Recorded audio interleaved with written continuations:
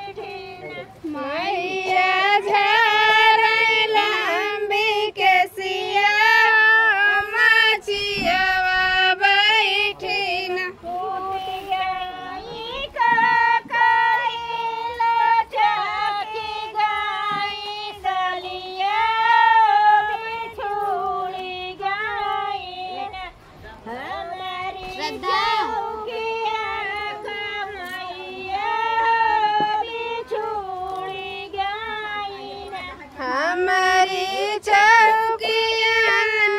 मैया बिछुड़ी गइलिन हमारी चौकियान मैया बिछुड़ी गइलिन हमारी चौकियान मैया बिछुड़ी गइलिन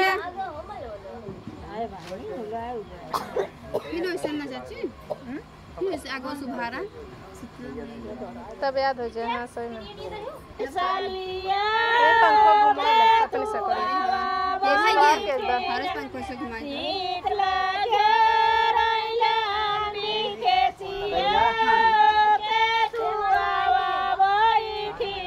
शीतला झरैला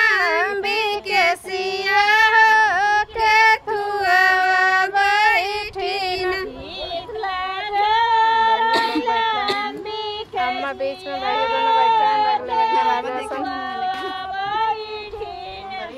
मैया झरैला के सिया के तुआ बैठिन चल ठीक ना ऐसे ही वीडियो चलाओ रिकॉर्ड करते हैं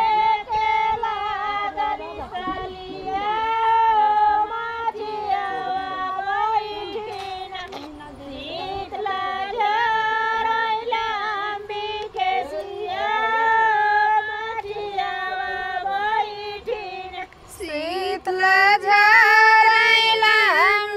के सिया मचियावा बैठिन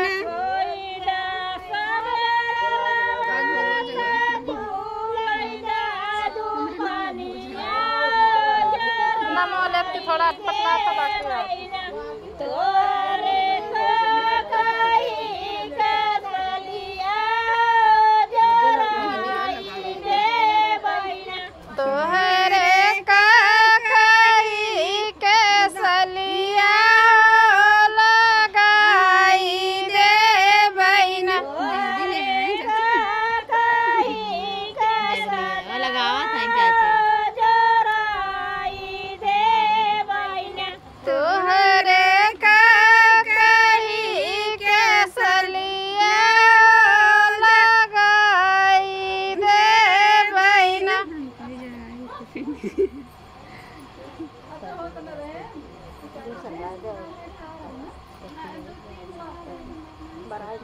तीन ससिया बहुत